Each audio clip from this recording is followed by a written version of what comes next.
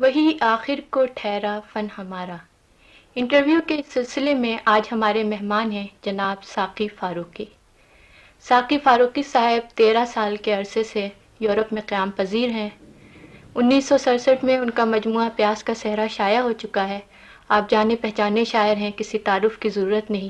حال ہی میں ان کا نیا مجموعہ رادار شائع ہونے والا ہے۔ آئیے ان سے ان کے فن پر گفتگو کرتے ہیں۔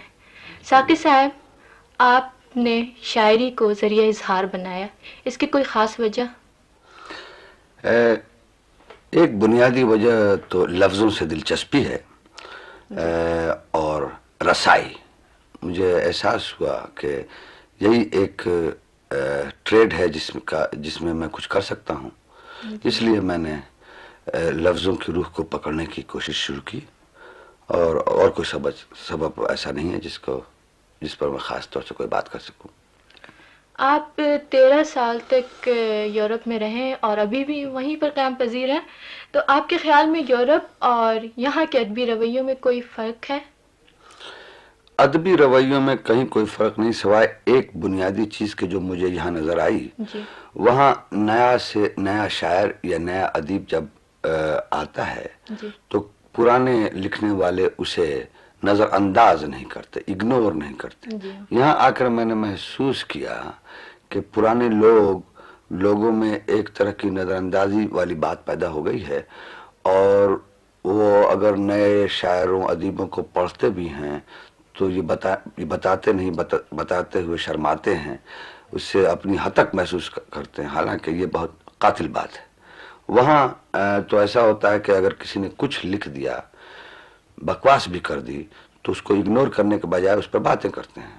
مثلا ایک صاحب نے امریکہ کی میگزین پوئٹری میں ایک نظم لکھی، وہ تھی آئی love you I love you, کوئی 18-20 بار۔ اس کے ظاہر ہے نظم کوئی حیثیت، ادبی حیثیت نہیں تھی، مگر تمام لوگوں نے اس پر بات کی۔ اس پر WH آڈن صاحب نے بھی لکھا کہ اس آدمی کے ذہن کے پیچھے کیا ہے۔ تو میں سمجھتا ہوں کہ یہ اس کا مجھے دکھ ہوا کہ لوگ نئے لکھنے والوں سے یا تو ڈرتے ہیں، یا انہیں اپنے اوپر اعتماد نہیں رہتا، یا وہ سمجھتے ہیں کہ اگر انہوں نے کہہ دیا تو ان کی حد تک ہو جائے گی۔ میرے خیال اس کو ختم ہونا چاہیے۔ ساقی صاحب، اس کی ایک وجہ یہ بھی تو ہے کہ یہاں لوگوں نے شاعری کو، شاید آپ نے محسوس کیا، خانوں میں بانٹ دیا ہے۔ یہ جدید شاعری ہے، یہ قدیم شاعری ہے، یہ روایت پسند شاعری ہے، یہ تو آپ بس صحیح فرما اسی رہے ہیں۔ خانے تک وہ فٹ کر لیتے ہیں، اس سے آگے نہیں بڑھنے دیتے۔ میرا خیال آپ صحیح فرما رہے ہیں۔ میرا خیال یہ ہے کہ شاعری قدیم اور جدید بھی ہوتی ہوگی، جی۔ مگر اس کو شاعری ہونا چاہیے پہلے، اور چاہے وہ قدیم ہو یا جدید ہو، اس کا پہلا یہ ہے کہ پلیجریبل ہو، اس کا ایک لذت کا احساس میں پڑھنے والوں کو، سننے والوں کو اس کا پتہ چلے۔ اور یہ خانے تو تمام دنیا کی زبانوں میں ہیں، تمام شعرا جو لکھتے ہیں وہ مختلف تحریکیں ہر 2-3 سال 4 سال کے بعد اٹھتی رہتی ہیں، ایک دوسرے پر بحثیں کرتے رہتے ہیں، آگے چلتے رہتے ہیں، مگر وہ سب یہ جانتے ہیں، اور سب کو یہ جاننا چاہیے کہ تمام برے شاعروں یا دوسری تحریکوں سے منسلک شاعروں کا بھی حصہ ان کے شعر، مثلا میری ذات میں یا میرے شعر میں مجھ سے پرانے جتنے لکھنے والے ہیں، جی۔ اچھے یا برے، قدیم یا جدید، ان سب کا حصہ ہے۔ ان کو نہ نظر انداز کر کے آگے بڑھ سکتا ہوں، نہ کیا جا سکتا ہے۔ اچھا، آپ کی شاعری میں وہاں کے ادب کے کچھ اثرات ہیں؟ اس ماحول کے کچھ اثرات آپ کے خیال میں پڑے، آپ نے قبول کیے؟ جی ہاں، ایک بات کا مجھے احساس ہوا وہاں رہنے کے بعد، میں جس کی طرف آپ نے اشارہ کیا، میں تمام ذاتی چپقلش سے آگے نکل گیا۔ میں ڈیٹیچ ہو کر میں نے مطالعہ کیا، جتنا یہاں، جی ہاں، جتنی چیزیں اردو میں آپ لوگ جتنے رسالے یہاں چھپتے رہے، چونکہ وہاں رسالے نہیں ملتے، زبان جس سے میرا رسائی، اظہار اور رسائی کا مسئلہ وہاں بڑھا، تو میں نے سب کو پڑھا اور ڈیٹیچ ہو کر پڑھا، اور تمام اچھی چیزیں میرے ذہن میں رہ گئیں، چاہے وہ فیض صاحب کی ہوں، یا راشد صاحب کی ہوں، یا قرار نوری صاحب کی ہوں، یا میشر بدایونی کی ہوں، یا آپ کی ہوں، سب جو اچھی چیزیں وہ میرے ذہن میں رہ جاتی ہیں۔ اور اس کا ایک فائدہ اور یہ بھی ہوا کہ سب کی طرف ایک ساتھ، وہاں کوئی پارٹی میری نہیں بن سکی، سب کو ایک ساتھ میں اپنے ساتھ لے گیا آگے۔ دوسرے، وہاں کے شاعروں ادیبوں سے تعلقات پیدا کیے، اس لیے کہ جو इमिग्रेंट आबादी वहाँ है, उससे उस इंटेलेक्चुअल लेवल पर तो मैं गुफ्तगू नहीं कर सकता था ना, जो जैसे मैं यहाँ के शायरों अदीबों से करता हूँ। ये उसका दुख हुआ तो मैंने कोशिश की कि वहाँ के शायरों अदीबों से दोस्तियाँ बढ़ाऊँ ताकि उस लेवल पर तो कम्युनिकेट करता रहूँ। ये तो मैं किया, उनसे ज़ाहिर सीखा भी होगा मैंने, लेकिन एक चीज़ और मुझ में पैदा हुई कि इन तमाम लोगों से जिनसे मैं मिल रहा हूँ, मतलब लिवरपूल ग्रुप वाले शोरा या फलाने शोरा या लंदन ग्रुप वाले या ऑक्सफोर्ड वाले, इनसे कि वो उन सब को, चाहे वो 16 साल के हों या 18 साल के हों, अंग्रेजी में लिख रहे हैं, मैं उन्हें जानता हूँ जी, मैंने उन्हें पढ़ा, ये मेरी खुशकिस्मती है। मगर वो मेरी कदर भी कर रहे हैं, मगर मुझे वो समझते नहीं कि मैं क्या हूँ जी। तो इसका दुख ये एहसास होता रहा। मगर फिर पता ये चला कि जिस जबान में भी आदमी लिख रहा है उस सिलसिले में, उस जबान के सिलसिले में किसी कॉम्प्लेक्स में मुब्तला ना हो। ये हमारी खुशकिस्मती है या बदकिस्मती है कि हम उर्दू में पैदा हुए। तो अब उर्दू में लिखने वाला अगर अंग्रेजी जुबान या फ्रेंच जुबान को सुपर जुबान समझ कर किसी कॉम्प्लेक्स में, इन्फीरियरिटी कॉम्प्लेक्स में मुब्तला हो जाए तो जाहिर उसमें शायरी कैसे करेगा।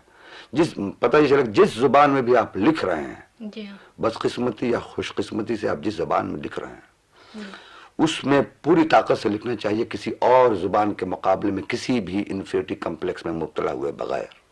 इसी तरह पे आप अच्छे तौर पर लिख सकते हैं, इसी में इम्कान। जहां तक रिकग्निशन का ताल्लुक है, वो रिकग्नाइज, कोई अदब को रिकग्नाइज, उर्दू अदब को कोई वहां बैठ के रिकग्नाइज नहीं कर देगा, चाहे आप 100 नज़मों का तर्जुमा कर दें। रिकग्निशन पूरी कौम को मिलती है, पूरे मुल्क को, सारी इक़दार जब ऊपर उठती हैं, इकोनॉमिक कंडीशन से आपको मुल्क को ऊपर ले जाते हैं, तो सब उसको रिकग्नाइज करते हैं सारी दुनिया में। मैंने देखा इस 13 साल में यूरोप के तमाम यूनिवर्सिटियों में रफ्ता रफ्ता चीनी जबान की तरफ तवज्जो शुरू हुई, तमाम शोबे खुल गए। अब चीनी शायरों का तर्जुमा भी हो रहा है।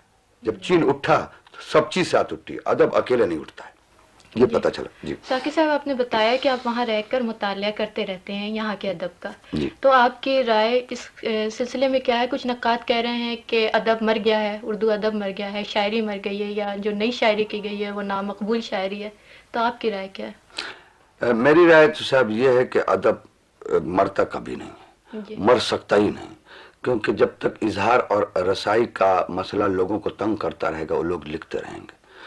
अच्छा अदब बुरा अदब बात की चीज़ है, उसको हम जज करने वाले आज हमने देखा कि इकबाल की मकबूलियत बढ़ते बढ़ते अब कुछ कम होने लगी। हमने देखा कि फैज साहब इंतहाई उरूज पर अपनी मकबूलियत में पहुंचे, उनकी मकबूलियत में कमी महसूस होने। हमने देखा कि राशिद साहब के बारे में इन लोगों ने टोह लगानी शुरू की कि इस आदमी लिखा क्या है, ये शायरों का शायर तो नहीं है, सिर्फ शायरों का शायर तो नहीं है। अब उसके नए जो लड़के लड़कियां आई, मतलब ये कि आपने अभी नई तहरीकें शुरू की हैं, नसरी नज़मों की तहरीक, उर्दू में ये एक नई तहरीक है, मगर ये तहरीक 50, 60, 70, 80 साल तो दूसरी जुबानों में वहाँ होती रही है। मतलब आखिरी बार इसमें बाकायदगी से लिखा गया, बिट जनरेशन लिखा है, जिसमें गिन्सबर्ग साहब उभर कर आए हैं। 50 शायरों ने शुरू किया था, 2-3 शायर रह गए, बाकी मर गए 47। तो पता ये चला कि किसी तरह पे आदमी लिखता रहे, रूह है, लफ्ज के रूह को जो पकड़ता रहे, चाहे वो नसरी नज़म लिखें, चाहे आप गिना वाली नज़म लिखें, चाहे फ्री वर्स लिखें, आप ये है कि लफ्ज की रूह को आप पकड़ते रहें तो आप शेर कहते रहेंगे। अच्छा या बुराई तो बात की चीज़ है। साकिब साहब, नसरी नज़म पे बात आई तो नसरी नज़म लिखने वालों पर एक एतराज़ ये होता रहता है कि ये मगरबी अदब से मुतासिर होकर नसरी नज़म लिख रहे हैं, जबकि ख़ुद नसरी नज़म लिखने वाले ये कहते हैं कि ये इस दौर का तकाजा है। तो आपका ख्याल क्या है? आप ज़्यादा ऑब्जेक्टिव राय दे सकेंगे इस सिलसिले में? मेरा ख्याल ये है कि यहाँ के लिखने वालों ने जाहिर है मगरबी अदब का मुताला किया है, उन्हें मालूम था कि नसरी नज़म की एक चीज़ वहाँ मौजूद है जी। इन लोगों ने जैसे कि राशिद साहब ने जब शेर लिखना शुरू किया, तसद्दुक़ हुसैन खालिद ने या मीरा जी ने, उससे पहले ब्लैंक वर्स और फ्री वर्स की मिसालें हमारे यहाँ मगरब में मौजूद थी। जाहिर है ये हमारे यहाँ उसके रहनुमा साबित हुए। इसी तरह नसरी नज़म लिखने वालों ने कोई नई चीज़ शुरू तो नहीं की है। ये तो मुमकिन है कि उनकी ज़ात का एक्सप्रेशन इसमें मिलने लगा है और वो चाहते हैं कि اس کو لکھیں. اور تو مغرب کے جہاں تک اس صنف کا تعلق وہ تو موجود تھی. اب ان لوگوں کو احساس یہ تو ہو سکتا ہے کہ اس میں ان کی ذات کا ایکسپریشن ممکن ہے, بہتر طور پہ ممکن ہے. اس سے ایک فائدہ تو یہ ہوا کہ جو ردم اور موسیقی کے کلیشے سے وہ صاف بچ گئے. ایک بات کا مجھے احساس ہوا کہ نثری نظموں میں نے بھی کچھ تجربے کیے ہیں, پچھلے 4-5-7 نظمیں میں نے شروع کی ہیں. بیٹھ کر میں نے اپنے کو ڈیٹیچ کر کے یہ محسوس کیا کہ اس کی کامیابی یا ناکامی کے اسباب کیا ہیں. یعنی بیٹ جنریشن یا گنسبرگ والی جنریشن نے جو شروع کیا تھا, کچھ لوگ کیوں زندہ رہ گئے اور زیادہ کیوں مر گئے. پتہ چلا کہ ہم لوگ جو کر رہے ہیں اس میں ایک چیز کو توڑ دیا ہم نے. ابھی پتہ نہیں وہ ابھی بنے, کیونکہ بہت شروعات ہے ابھی آپ کے ہاں. تو ضروری نہیں ہے کہ نثری نظم لکھنے والا موسیقی اور ردم اور لفظوں کی طاقت اور لفظوں کی صدا سب کو وہ نثر بنانے لگے. اس کا بھی کوئی جواز ملنا چاہیے. جس موضوع جو بھی چاہتا ہے, جس طرح سے آنا چاہتا ہے اس میں آنا چاہیے. اس میں اگر کوئی لفظ, کسی لفظ کی موسیقی کو آپ کو جگانا ہے تو جگانا بھی چاہیے. اسے کانشیسلی صلح اس لیے نہیں دینا چاہیے کہ نہیں یہ اس کے ہم خلاف ہیں اس لیے اس کو قتل کر دو. یہ مجھے احساس ہوا. ساقی صاحب, بات اظہار کی آئی تو آپ کے خیال میں کیا شاعری اظہار ہے یا ابلاغ؟ یعنی آپ شاعری میں ابلاغ کو بہت ضروری سمجھتے ہیں یا صرف اظہار ہے شاعری؟ دونوں, اظہار اور رسائی. یہ کافی نہیں ہے جہاں تک میرا تعلق ہے. مجھے محسوس, میرے لیے یہ کافی نہیں ہے کہ میں نظمیں لکھ کر اپنی دراز میں چھپا دوں. میں محسوس کرتا ہوں کہ جب تک میں کمیونیکیٹ نہ کروں ایک شخص سے, 2 شخص سے, چاہے سنا کر چاہے چھپوا کر, اس وقت تک میرا مسئلہ. تو ابلاغ اور اظہار اور رسائی دونوں, میں دونوں کا قائل ہوں. ساقی صاحب, یہ پروگرام نوجوانوں کا ہے تو یہاں کی نوجوان نسل جو کچھ لکھ رہی ہے اس کے متعلق آپ کا کیا خیال ہے؟ Marvelous. They must keep on. اور I give them full support, کیونکہ میں اس کا قائل ہوں کہ جو لوگ جتنا لکھ رہے ان سب کو پڑھتے رہنا چاہیے, پرانے شاعروں کو, اور معلوم کرتے رہنا چاہیے کیا ہو رہا ہے اس میں. جو نئی باتیں, مطلب آپ راشد صاحب نے اس کے, مطلب راشد صاحب کے ساتھ میں کچھ دنوں رہا. راشد صاحب نے ایک بات بہت کی کہ نئے شاعروں نے حساسیت اور سوچ کہ جو نئے تجربے کیے ہیں اس سے اردو کو بہت امیر کر دیا, اور یہ بڑی بات ہے, بہت بڑی بات ہے. ہاں, بہت بہت شکریہ ساقی صاحب. شکریہ. ساقی صاحب, آپ بتائیں گے کہ آپ کے اپنے تخلیقی عمل کی کیا نوعیت ہے؟ بھائی, میں اصل میں تمام چیزیں مجھے متاثر کرتی رہتی ہیں. مجھے شاعروں سے زیادہ یا ادیبوں سے زیادہ اونٹ, کیکڑے, خوبصورت لڑکیاں, ادھیڑ عورتیں, ننھے بچے, گلدان کوئی پینٹنگ, ایزرا پونڈ صاحب بھی, بیتھوفن صاحب بھی, ہماری کلاسیکل موسیقی بھی, ان سب کوئی مسجد کا مینار بھی, اور میں ان سب کو سے سیکھتا ہوں. میں کتابوں سے سیکھنے کا عادی نہیں, صرف کتابوں سے سیکھتا. یہ سب مجھ پر متاثر ہوتی رہتی ہیں. میرے اندر لفظ بنتے بگڑتے رہتے ہیں, دفن ہوتے رہتے ہیں, اور جب میں سوچ لیتا ہوں کہ اب خودکشی کرنے کے سوا کوئی چارہ نہیں, تو شعر لکھنے بیٹھ جاتا ہوں. اور بیٹھتا بھی نہیں, چلتے پھرتے کہتا ہوں, اور یوں میرے لفظ ایجاد ہوتے رہتے ہیں. ساقی صاحب, آپ ہمارے سننے والوں کے لیے اپنے کلام کا کوئی نمونہ پیش کر دیں. بھائی, آپ نثری نظم کی شاعرہ ہیں. نہیں, یہاں پہ کوئی قید نہیں ہے, جو آپ مناسب سمجھیں. میں مناسب سمجھتا ہوں کہ ہماری آخری نظم ایک میں نے لکھی تھی. آخری تو نہیں ہوگی یہ فی الحال, اب تک کی آخری نظم ہے. اس کو سنا دیتا ہوں, 2-4 منٹ کی نظم ہے. میرا خیال ہے آپ کو اتنا وقت ہوگا. جی بات ہے. اس میں نے وہ موسیقی کے بھی تجربے کیے ہیں جو کہ نثری نظم میں ہوتے رہنے چاہیے. اس کا عنوان ہے شیر امداد علی کا میڈک. مگر تنگ نظر مٹیالے تالاب میں, اس ادھ کھلے کمل پر वो बहार थी जो देखने वाली आंखों में धनक खिलाती है, मगर तंग नजर मटियाले तालाब में उस अध खिले कमल पर वो बहार थी जो देखने वाली आंखों में धनक खिलाती है। फिर पानी का बुलावा अलग था। इस साहराना कशिश से हार कर, अपना तहमद उतार कर वो मुर्दा पानी में कूद पड़े। जलकुंभी से उलझे तो हफ्ते अशरे के हमल के मानिंद नर्म और खाम सरों वाले गुलगुथने सदाकार मेंढकों के दुमदार बच्चे शार्क लहरों के शोर से डर के फर फर हर तरफ भाग खड़े हुए, और शेर इमदाद अली गले गले पानी में थे और कमल दूर था।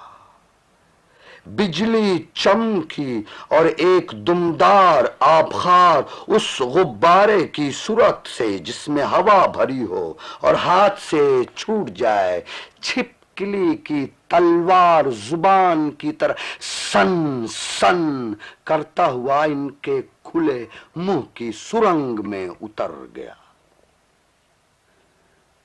दिन गुजरे और मौसम बदले और जुग बीत गए।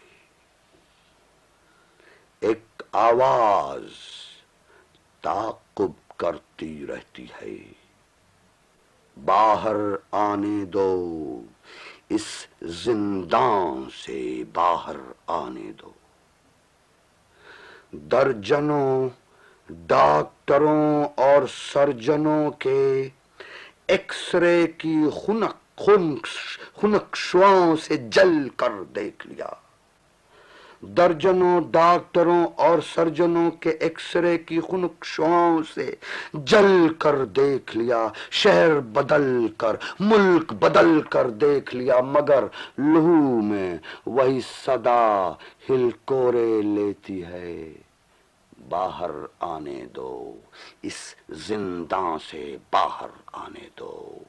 शेर इमदाद अली पानी की अमानत गस्ब किए अपने घर में जंजीर हुए बैठे हैं। बाहर पानी खड़ा है और पानी में पीपल के पत्तों की तरह साले खश्मगीन आंखों वाले पीले पीले मेंढक अपना घेरा डाले पड़े हुए हैं।